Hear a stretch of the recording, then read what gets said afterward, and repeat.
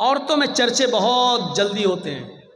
وہ ایک واقعہ سنا ہے، ایک آدمی دیکھنا چاہتا تھا کہ میری بیوی کا پیٹ کتنا مضبوط ہے، اس کا ہاضمہ کیسا ہے، اس کوئی بات اپنے دل میں رکھ پاتی ہے، سنبھال کر کے نہیں رکھ پاتی. ایک دن گیا اور تربوز کاٹ کے لایا اور تربوز کو دوپٹے سے ڈھک دیا. تربوز لال رنگ کا تھا، اس نے دوپٹے سے تربوز کو ڈھک دیا اور لال رنگ نے اس دوپٹے کو لال کر دیا. اور ایسے لے کر وہ اپنے گھر میں گھسا. اس کی بیوی نے کہا یہ کیا ہے؟ اس نے کہا چپ چپ چپ چل چل رک. وہ گیا اور الماری میں اس نے تربوز رکھ دیا، کٹا ہوا تربوز. بیوی نے کہا دے کیا ہے اس میں، دکھاؤ مجھے کیا ہے، کیا لے کے آئے ہو؟ اس نے کہا دیکھو تم میری بیوی ہو، تمہیں ہم صحیح سے بتا دیتے، بیوی سے کوئی بات چھپانی نہیں چاہیے. ایک آدمی سے لڑائی ہو گئی تھی میری، میں نے اس کی گردن کاٹ دی، میں نے اس کا سر قلم کر دیا، اور دن میں ہم اس کے گردن کو پھینک نہیں سکتے، کہیں پولیس پکڑ لے گی، اس لیے رات جب ہو جائے گی تب ہم ندی میں پھینکنے جائیں گے اس کا سر. تم چپ رہو، کسی کو بتانا نہیں. نہیں نہیں نہیں میرا آدمی پھنس جائے گا، میں کیوں بتاؤں گی کسی کو. نہیں نہیں نہیں ٹھیک ٹھیک ٹھیک چلیے.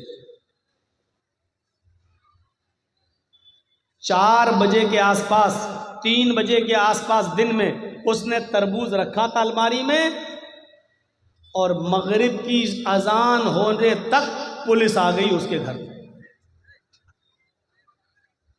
پولیس چھاپا مارا. اس نے کہا اے کہاں جا رہے ہو؟ کہا مجھے پتا چلا ہے کہ تم کسی آدمی کی گردن کاٹ کر لائے ہو. گھر کھولو. لیڈیز پولیس بھی تھی ساتھ میں. پورا گھر چھان مارا، الماری کھولنے کی نوبت آئی. کہا صاحب میں آپ کو خود ہی بتا دیتا ہوں، میں نے کسی کا سر نہیں کاٹا واٹا ہے، آپ نے میرا پورا گھر چیک کر لیا ہے، اس الماری کو بھی چیک کر لیجئے، میں خود کھول دیتا ہوں. الماری کھولی اس آدمی نے. کہا صاحب سر نہیں کاٹا ہے، یہ تربوز کے میں نے 2 ٹکڑے کر دیے تھے، تربوز کو میں نے دوپٹے میں لپیٹ لیا تھا اور اس تربوز کو میں نے لا کر یہاں رکھ دیا. تربوز لال تھا اس لیے دوپٹہ لال ہو گیا. بیوی کو میں نے صرف یہ کہا کہ میں ایک آدمی کا سر کاٹ کے لایا. یہ دیکھنا چاہتا تھا کہ بیوی پر کتنا بھروسہ کیا جائے، یہ عورتیں پیٹ کی کتنی مضبوط ہوتی ہیں، یہ دیکھنا چاہتا تھا. سر دیکھ لیا. آج کے بعد یقین آ گیا کہ کوئی بات بھی بیوی تک کو بتانے کے لائق نہیں. پولیس والے بھی تربوز دیکھ کے ہنسنے لگے اور کہنے لگے کہ تمہیں آج تجربہ ہوا ہے. ہم بھی پولیس میں ہیں لیکن خاص بات ہم بھی اپنی بیوی کو نہیں بتاتے ہیں. مسل مشہور ہے یہ، عورتوں میں چرچا ہو گیا. یوسف کو اپنا دل دے بیٹھی بادشاہ کی بیوی. اب اس کی جب بدنامی ہونے لگی چاروں طرف تو اس نے کہا اچھا عورتوں کی چالیں بڑی خطرناک ہوتی ہیں، جانتے ہو نا؟ اور نہ جانتے ہو تو میں آپ کو بتاؤں، میری ماں بہنیں ناراض ہو رہی ہوں گی یہ مولوی کیا کہہ رہا ہے، غصہ مت ہوئیے. قرآن نے خود کہا ہے ان کیدکن عظیم، ان عورتوں کی چالیں بہت خطرناک ہوتی ہیں. عورتوں کی چال صرف کھڑے ہو کر اگر 2 آنسو بہا دے تو آپ دیوانے ہو جائیں گے. اوہ کتنا ظلم ہوا ہے بیچاری پر، دیکھو بیچاری کیسے رو رہی ہے. ارے اس کے آنسو ہی میں تو سارے ظلم چھپے ہوئے ہیں.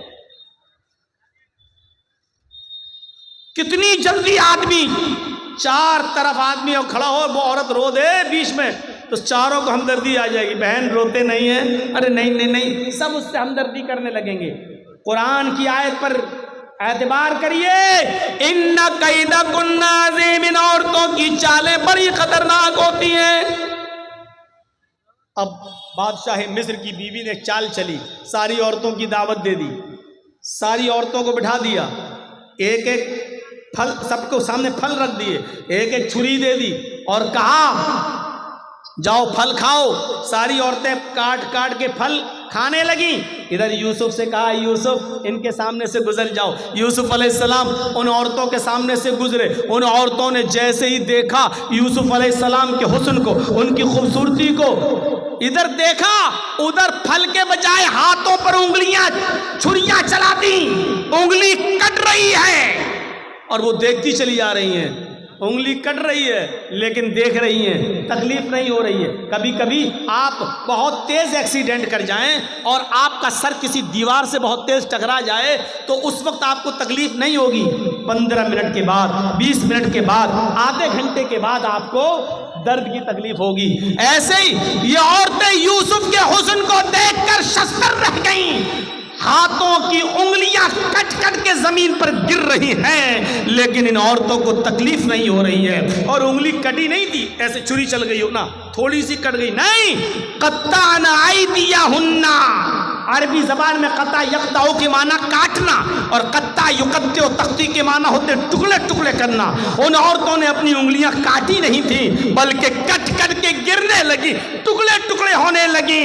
الفاظ کی زیادتی معنی کی زیادتی پر دلالت کرتی ہے۔ ان عورتوں کی انگلیاں کئی جگہ سے کٹی اور چیخ کر کہنے لگی ما ھذا بشرا، ما ھذا بشر، یہ کوئی انسان ہے ہی نہیں۔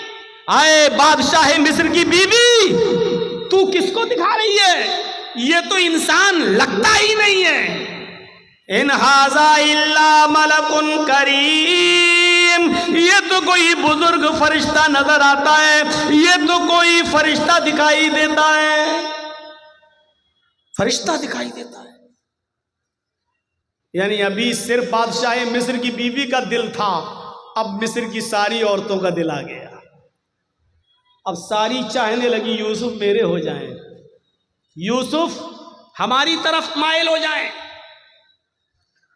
اب بادشاہ کی بیوی نے کہا دیکھا تم تانے مارتی ہو نا، اب بتاؤ میرا کیا قصور ہے، بتاؤ میری کیا غلطی ہے؟ جو میں چاہتی ہوں یوسف سے وہی تو تم لوگ بھی چاہ رہی ہو، بتاؤ میرا کیا قصور ہے؟ اور وہی دھمکی دی بادشاہ کی بیوی نے۔ ذرا دھمکی سنیے۔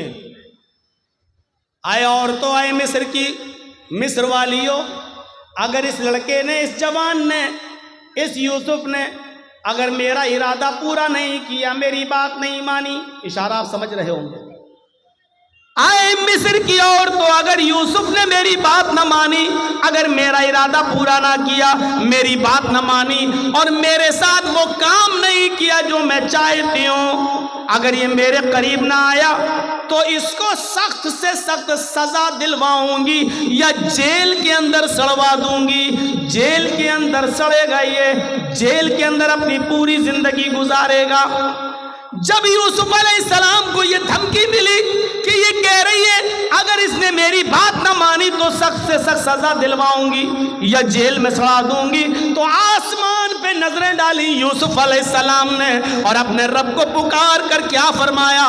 رب السجن احب الی مما یدعوننی الیہ، اے میرے رب، اے میرے پروردگار، مجھے جیل کی زندگی زیادہ محبوب ہے، مجھے جیل میں جانا زیادہ پسند ہے، مجھے جیل میں رہنا زیادہ گوارا ہے، میں جیل میں پوری زندگی گزار لوں گا، مجھے جیل میں جانا زیادہ محبوب ہے، پسند ہے، لیکن وہ کام کرنا میں تیار نہیں، وہ کام گوارا نہیں جس کام کے لیے یہ عورتیں مجھے بلا رہی ہیں۔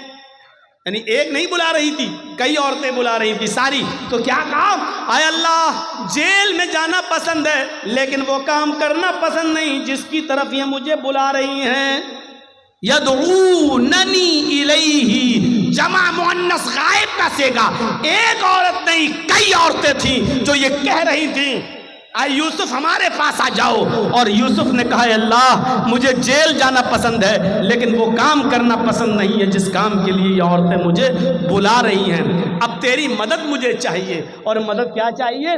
وَإِن لَا تَصْرِفْ عَنِّي كَيْدَهُنَّ، ان کی چالوں سے مجھے بچا لے، اگر تو نے مجھے ان کی چالوں سے نہ بچایا، اگر تو نے مجھے ان کی چالوں سے محفوظ نہ رکھا، اَسْبُ إِلَيْهِنَّ، تو میں بھی ان کی طرف مائل ہو جاؤں گا، میں ان کی چالوں میں پھنس جاؤں گا، میں ان کی چالوں میں گرفتار ہو جاؤں گا، وَأَكُن مِّنَ الْجَاهِلِينَ، اور جاہلوں نادانوں میں میرا شمار ہو جائے گا۔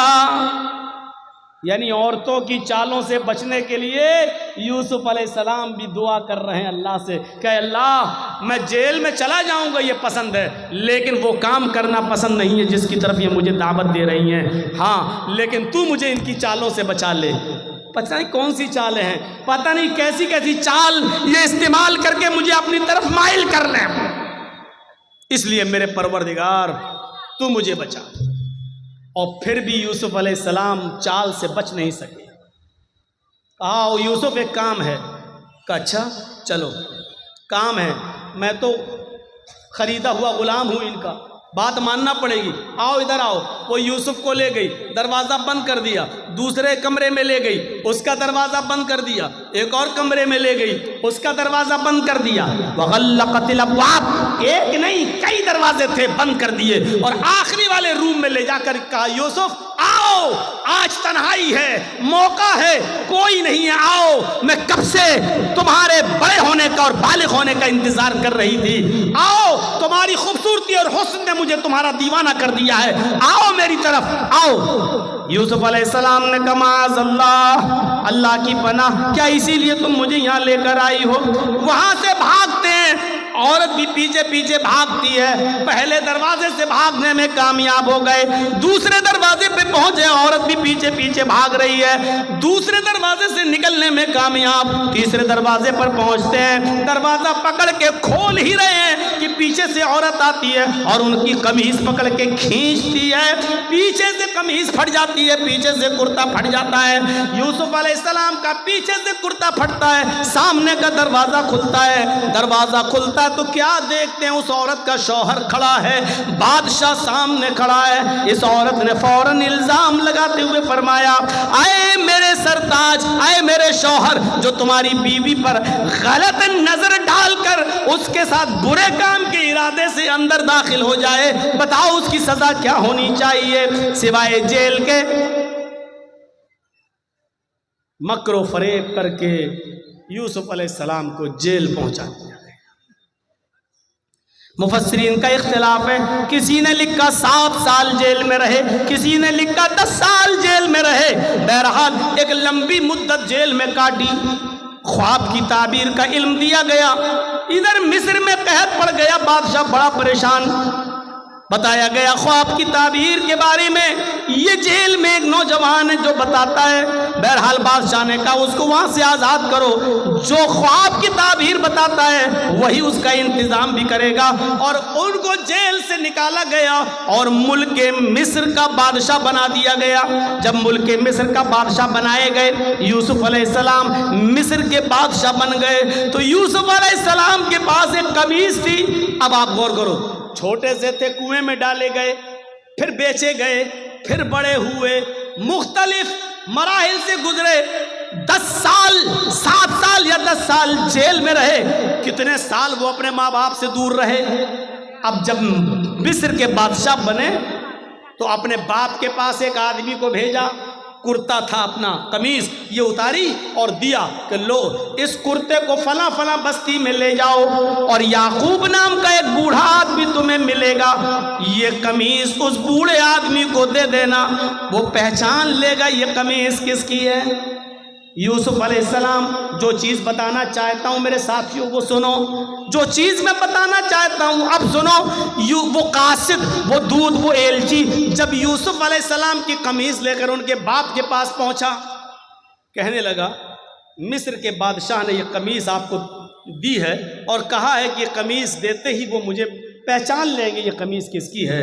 بادشاہ نے، وہ یعقوب علیہ السلام نے ایسے قمیض لی، دیکھا، آنکھیں کمزور تھیں، نگاہیں کام نہیں کر رہی تھیں، اس قمیض کو ایسے ناک پہ رکھ کے سونگا، کہنے لگے یہ تو یوسف کی قمیض ہے، آئے قاصد یہ تو یوسف کی قمیض ہے، میں جانتا ہوں، ابھی یہ نہیں بتایا کہ وہ میرا بیٹا ہے، اور ادھر یوسف نے نہیں بتایا کہ یعقوب میرے باپ ہے، یہ قمیض تو یوسف کی ہے۔ کہا جی انہوں نے دے کے بھیجا ہے مجھے۔ تو یعقوب علیہ السلام نے جو پہلا سوال کیا اس سوال پر غور کرو، اپنے بچوں کو پڑھاتے ہو نا، سنو، یوسف علیہ السلام نے جو پہلا سوال کیا وہ سوال کیا تھا؟ کیف ترکتہ، تم نے یوسف کو کس حال میں چھوڑا؟ تم نے یوسف کو کس حال میں چھوڑا؟ قاصد نے جواب دیا ترکتہ ملک مصر، میں نے تو ان کو ملک مصر کا بادشاہ دیکھا ہے، یعنی وہ تو اس وقت بادشاہ ہیں ملک مصر کے۔ کس حال میں چھوڑا؟ کیا وہ تو بادشاہ ہیں مصر کے؟ یہ قمیض بادشاہ نے دی، مصر کے بادشاہ نے۔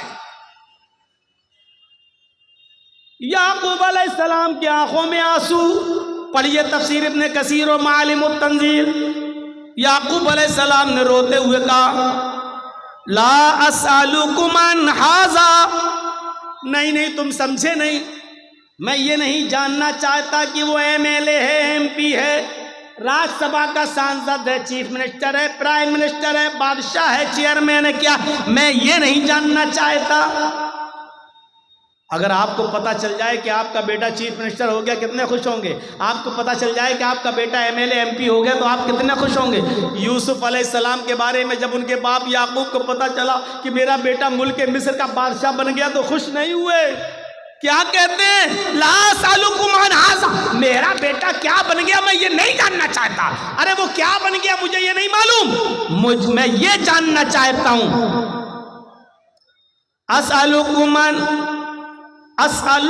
عن ای دین ترکتہ، میں یہ جاننا چاہتا ہوں کہ تم نے اس آدمی کو کس دین پر دیکھا ہے، کس دین پر چھوڑا ہے، یعنی اس کا دین کیا ہے، اس کا مذہب کیا ہے۔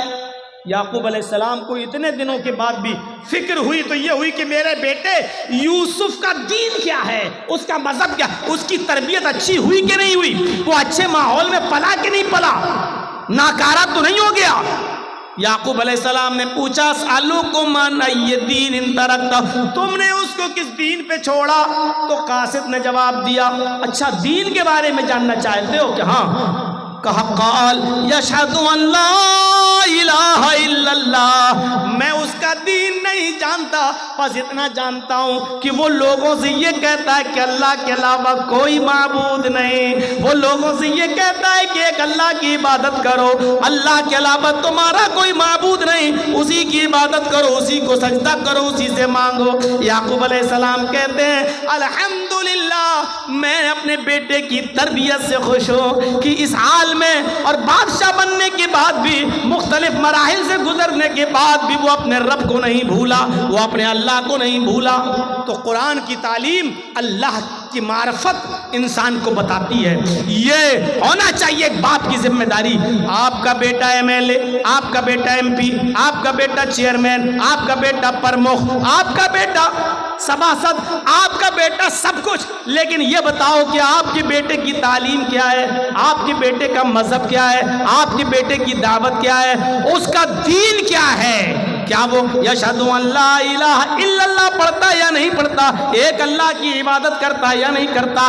یہ چیز ضروری ہے۔ اور جب آدمی یہ جان لے کہ ایک اللہ ہے، اسی کی عبادت کی جائے گی، تو پھر وہ اللہ کے علاوہ کسی کو رازق نہیں سمجھتا، اللہ کے علاوہ کسی کو سجدہ نہیں کرتا، پھر اللہ کے علاوہ وہ کسی سے ڈرتا نہیں، کیونکہ اس نے اللہ کو اپنا معبود مان لیا ہے۔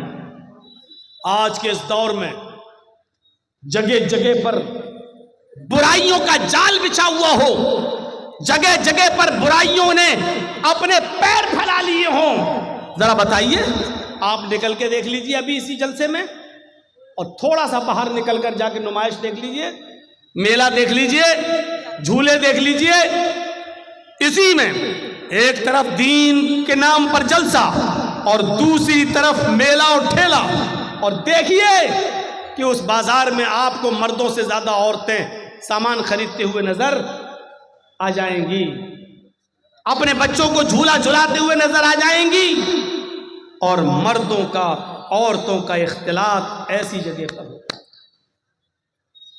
جو اسلام ہمیں یہ کہتا ہے کہ عورت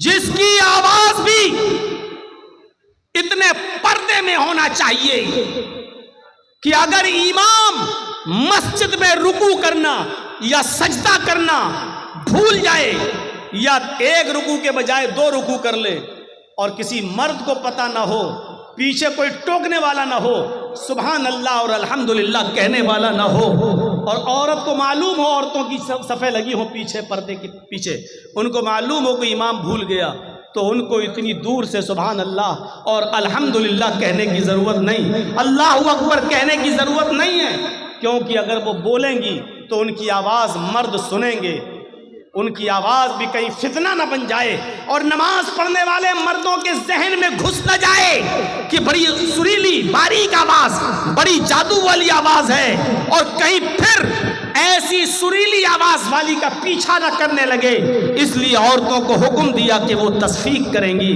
یعنی سبحان اللہ اللہ اکبر نہیں کہیں گی، بلکہ وہ تالی بجائیں گی، ایسے ہیں یا ایسے، اور اس آواز کو جب امام سنے گا تو سمجھ جائے گا کہ میں بھول گیا۔ غور کر رہے ہیں؟ سبحان اللہ کتنا اچھا جملہ ہے، اللہ اکبر کتنا پیارا جملہ ہے، زمین و آسمان نیکیوں سے بھر جاتے ہیں، لیکن عورتوں کو یہ جملہ بھی زور سے بولنے کی اجازت نہیں ہے، مسجد کے اندر بھی۔ جب مسجد کے اندر بھی بولنے کی اجازت نہیں ہے تو باہر جلیبی والوں سے جلیبی خریدنے کے لیے وہ 1 کلو دے دو، آدھا کلو دے دو، یہ تمہیں پرمیشن کہاں سے مل گئی؟ دکاندار پہ جاؤ، دکان پہ شاپنگ خریدنے کے لیے بحث کرو، صاحب تم تو اتنے کا دے رہے ہو، بغل والا تو اتنے کا دے رہا ہے، بحث کرو یہ کہاں سے تمہیں پرمیشن مل گئی؟ آج کے سریانیت کے دور میں قدم قدم پر میرے بھائیوں کو دور یاد کرو کہ ابو بکر صدیق نے صرف 1 کھجور کھا لیا تھا بس، اور جب اس کے غلام نے کہا کہ یہ کھجور تو میں کہانت گڑھ کے لایا ہوں، کسی کو میں نے کہہ دیا تھا کہ تمہاری بیوی کو بیٹا ہوگا، آج اس کو بیٹا ہوا ہے تو وہ خوشی میں ہم کو دے گیا، کہا اچھا یہ تو اللہ کو معلوم ہے بیٹا ہے کہ بیٹی ہے، تم نے کیسے بتا دیا؟ کہا وہ تو میں نے دھول میں لاٹھی ماری اور اس کے گھر میں بچہ پیدا ہو گیا۔ ابو بکر صدیق پانی پیتے گئے اور حلق میں انگلی ڈالتے گئے اور قے کرتے گئے، پھر انگلی ڈالی، پھر قے کیا، اور جب تک پورا کھجور جو کھا لیا تھا نکال نہیں دیا تب تک سکون نہیں ملا، اور بعد میں کہا حرام کا 1 لقمہ اگر کوئی کھاتا ہے، 1 لقمہ، تو اللہ تعالیٰ اس کے دل کو سیاہ کر دیتا ہے، سیاہ کالا کر دیتا ہے، اور جب تک وہ توبہ نہ کر لے اللہ اس نقطے کو مٹاتا نہیں ہے، توبہ کر لیتا ہے تو نقطہ مٹا دیتا ہے، اور توبہ نہیں کرتا تو وہ نقطہ بڑھتے بڑھتے پورے دل کو کالا کر دیتا ہے۔ آج قدم قدم پر آپ دیکھ لیجئے، ہم کو ایک واشنگ مشین خریدنا ہے، واشنگ مشین والا کہہ رہا ہے صاحب واشنگ مشین 15,000 کی ہے، آپ ایسا کرتے ہو کہ نہیں کرتے ہو؟ صاحب 15,000 روپے تو نہیں ہیں، 5,000 روپے لے لو اور بقیہ قسطیں باندھ لو، اور قسطیں باندھ دی گئی، قسطیں باندھ دی گئی۔ اب وہ بھلے ہی 15,000 کی جگہ اب 16,000 دے رہے ہیں، کیونکہ وہ آپ نے ایک لون لے لیا ہے، اب آپ کو ہر مہینے 500 روپیہ 1000 روپیہ آپ کو دینا پڑ رہا ہے۔ میرے پیارے ساتھیوں، یہ چیز شریعت کے اندر جائز نہیں ہے، کیونکہ ایک چیز یہ ہوتی ہے کہ یہ 4 ویلر ہے، گاڑی ہے 4 ویلر، یہاں گورنمنٹ نے وہ لگا دیا ہے، انکم ٹیکس سے جڑا ہوا ہے معاملہ، یہ گاڑی 15 لاکھ روپے کی ہے، جرجی صاحب اگر ڈائریکٹ 15 لاکھ کیش دے رہے ہیں تو انکم ٹیکس کو جواب دینا پڑے گا، یہاں لون لینا جائز ہے، انکم ٹیکس سے بچنے کے لیے یہاں لون لینا جائز ہے، 5 لاکھ روپے دے کر بقیہ 10 لاکھ روپے کا لون کر دینا تاکہ انکم ٹیکس سے ہم بچ سکیں، یہاں لون لینا جائز ہے، کیونکہ گورنمنٹ کی نظر میں آپ آ جا رہے ہیں تو یہ مجبوری ہے یہاں۔ لیکن ہمارے پاس یہ موبائل خریدنے کا پیسہ ہے، یہ موبائل 15,000 کا ہے، میرے پاس 15,000 روپے ہیں بھی، لیکن اس کے باوجود بھی ہم 5,000 دے کر 1,000 روپے مہینہ ہم بعد میں آپ کو دیں گے، تو یہ چیز جائز نہیں ہے۔ آج قدم قدم پر ایسی برائیاں ہمیں دیکھنے کو ملتی ہیں، آج ہم حرام کے کس لقمے تک پہنچ چکے ہیں ہمیں پتہ نہیں ہے، ہم نماز بھی پڑھ رہے ہیں اور حرام لقمے بھی کھا رہے ہیں۔ حضرت عائشہ فرماتی ہیں تمہاری کمر کمان کی طرح جھکی کیوں نہ جائے، دعائیں کرتے کرتے یعنی تم بوڑھے کیوں نہ ہو جاؤ، جب تک تم حلال لقمہ نہیں کھاؤ گے اور حرام لقمہ نہیں چھوڑو گے، اللہ تمہاری دعا کو تمہارے سر سے اوپر نہیں لے جائے گا۔ کریڈٹ کارڈ ابھی پوچھو نا تو بڑے بڑے لوگوں کے پاس کریڈٹ کارڈ ملے گا۔ کریڈٹ کارڈ کی حیثیت کیا آپ کو معلوم ہے؟ کریڈٹ کارڈ، بینک آپ کے بیلنس کو دیکھتے ہوئے کریڈٹ دیتی ہے آپ کو۔ کریڈٹ کارڈ 1 لاکھ روپے آپ کو ادھار دے دیا گیا، آپ نے لے لیا، ایک لمٹ ہوتی ہے، اس لمٹ میں آپ کو وہ بینک میں اتنا پیسہ دینا ہے تب تو ٹھیک، اور جیسی وہ لمٹ نکلی آپ کے اوپر پرسنٹیج لگنا شروع ہو گیا، آپ کو اب مزید دینا پڑے گا۔ اب 1,05,000 دینا ہے، 1,10,000، کیونکہ آپ نے لمٹ کے اندر آپ نے پیسہ جمع نہیں کیا۔ کوئی بینک آپ کو 1 لاکھ روپیہ ادھار کیوں دے گی؟ آپ کو کیوں دے گی 2 لاکھ؟ آپ کو کیوں دے گی 1 لاکھ؟ وہ جانتی ہے کبھی نہ کبھی تو آپ ایسا کریں گے کہ وقت پر نہیں دے پائیں گے، کبھی مجبوری ہوگی آپ کے ساتھ، اور جہاں مجبوری میں آپ نے ایک قسط بھی جمع نہیں کی وہیں سے آپ کے اوپر بیاج لگنا شروع ہوگا۔ اسی لیے علماء نے بالاتفاق فتویٰ دیا ہے کہ کریڈٹ کارڈ بنوانا جائز نہیں ہے، اور کریڈٹ کارڈ ناجائز ہے۔ اب آپ اندازہ لگائیے، تو ہمیں یہ علمی یہ مدرسوں سے یہ چیزیں ملیں گی آپ کو، یا گہرا مطالعہ کیجئے۔ آج ہر زبان میں کتابیں چھپ چکی ہیں، ہر زبان میں کتابیں آ چکی ہیں، آپ اسلام کا مطالعہ کیجئے، حلال اور حرام کو دیکھیے۔ میرے بھائیوں، قدم قدم پر آپ کو حرام اور حلال کی تمیز آج اڑ چکی ہے، قدم قدم پر دیکھنے کو ملے گا۔ تو باپ اپنی اولاد کی اچھی تربیت کرتا ہے، ماں بھی اپنی اولاد کی اچھی تربیت کرتی ہے۔ تذکرۃ الحفاظ میں علامہ شمس الدین ذہبی نے نقل کیا ہے کہ ایک عورت تھی جس کے گھر جب بچہ پیدا ہوا، ایک عورت تھی جس کے گھر میں ایک بچہ پیدا ہوا، جب وہ بچہ پیشاب کرتا تھا تو اس کی ماں اس کی شرمگاہ پر پانی ڈال دیا کرتی تھی۔ بچے نے پیشاب کیا، ماں نے پانی ڈال دیا، بچے نے پیشاب کیا، پھر ماں نے پانی ڈال دیا، ماں پانی ضرور ڈال دیا کرتی تھی۔ آج کل ہماری مائیں کیا کرتی ہیں؟ بچے کی پینٹ کی چین کھولی، بیٹا یہاں کھڑے ہو کے پیشاب کر لے، یہاں کھڑے ہو کے پیشاب کر لے، بیٹا کھڑے، 5 سال 6 سال کا بچہ کھڑے ہو کے پیشاب، یہاں بچہ پیشاب کرتا، ماں پانی ڈال دیتی۔ پہلا دن تھا اس بچے کے چلنے کا، پہلا دن تھا بچے کے چلنے کا۔ بچہ جیسے ہی پہلا دن کھڑا ہوا اور اس کو چلنے لگا، اس کو پیشاب لگا، بچے نے ایسی پانی کا برتن اٹھایا اپنے کمزور ہاتھوں سے اور ایسے لنگڑاتے ہوئے دھیرے دھیرے چال سے گیا اور دروازے کے پاس جا کر بیٹھ گیا۔ ماں دور سے دیکھ رہی کہ دیکھے میرا بیٹا کیا کرتا ہے، وہ بیٹھ گیا، اس نے اپنا کپڑا خود اتار لیا، بیٹھ کے پیشاب کرنے لگا۔ اس کو معلوم نہیں کہ پیشاب کیسے ہوتا ہے، اس کو پتہ نہیں استنجا کیسے ہوتا ہے، اس کو پتہ نہیں پانی کس ہاتھ میں پکڑنا چاہیے اور شرمگاہ کس ہاتھ میں پکڑنا چاہیے، اس کو نہیں معلوم۔ اس کو صرف اتنا معلوم ہے کہ میری ماں میری شرمگاہ پہ پانی ڈال دیتی تھی، بس۔ اس نے پیشاب کیا اور پانی اپنی شرمگاہ پہ ایسے لیا اور ایسے ڈال لیا، اپنی شرمگاہ پر پانی ڈال لیا، ایسے لیا اور ایسے پانی اڑیل لیا۔ اس نے دھویا نہیں، وہ جانتا ہی نہیں، بچہ ہے چھوٹا، پہلا دن تھا چلنے کا۔ اس نے پانی اپنی شرمگاہ پہ ڈالا، ماں دور سے دیکھ رہی ہے، وہی اس کی آنکھوں میں آنسو آ جاتے ہیں اور روتے ہوئے کہتی ہے فزت برب الکعبہ، کعبے کے رب کی قسم میں کامیاب ہو گئی، اللہ کی قسم میں کامیاب ہو گئی۔ میں جو سکھانا چاہتی تھی اپنے بچے کو میں نے وہ سکھا دیا، میں جو سکھانا چاہتی تھی اپنے بچے کو میں نے سکھا دیا۔ میں یہی سکھانا چاہتی تھی کہ میرا بیٹا پینٹ کی چین کھول کے کھڑے ہو کر گدھے اور کتوں کی طرح پیشاب نہ کرے۔ میں نے بہت کچھ کہہ دیا ہے، گدھے اور کتوں کی طرح پیشاب نہ کرے۔ عقل مند ہوگے تو سمجھ گئے ہوگے کہ میں نے کیا کہا ہے، اور نہیں ہوگے تو ایک کان سے سن کے دوسرے کان سے اڑا دو گے۔ یہ تعلیم آپ کو ماں کی گود سے ملے گی۔ مدرس لیپ از فرسٹ کالج فار چلڈرین، ماں کی گود بچے کا پہلا مدرسہ ہے، یا ان دینی مدرسوں سے ملے گی۔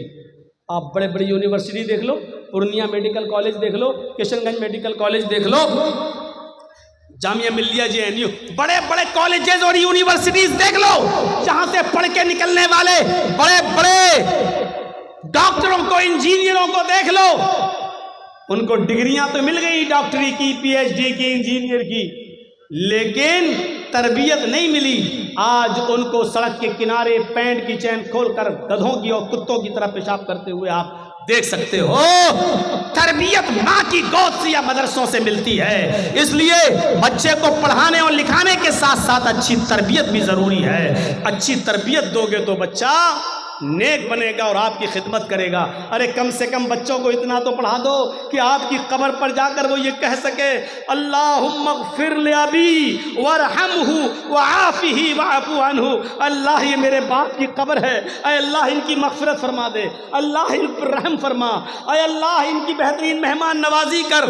ارے اتنا تو سکھا دو کہ آپ کا بیٹا آپ کی قبر پر جا کر یہ دعا کر سکے اللہم آنسہ فی وحدتہ، اللہم آنسہ فی وحشتہ، اللہم آنسہ فی غربتہ۔